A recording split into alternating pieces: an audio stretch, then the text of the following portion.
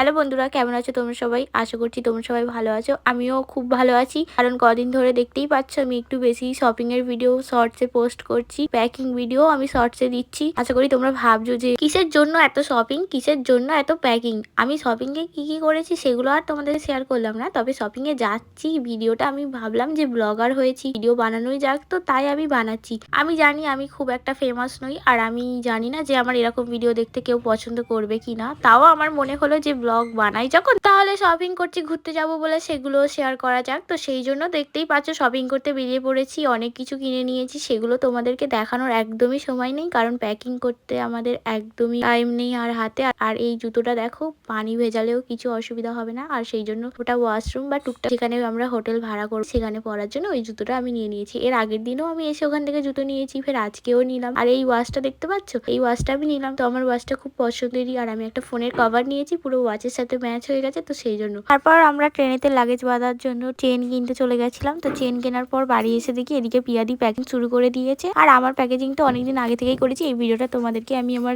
শর্টসে দিয়ে দিয়েছি, তোমরা চাইলে সেখানেও দেখে নিতে পারো, আমি অনেক আগেই পোস্ট করে দিয়েছি। আমার প্রথম থেকে শেষ পর্যন্ত জার্নির সাফার তোমরা দেখতে চাইলে আমাকে সাবস্ক্রাইব করো। দেখা হবে নতুন কোনো ভিডিওতে। টাটা বন্ধুরা।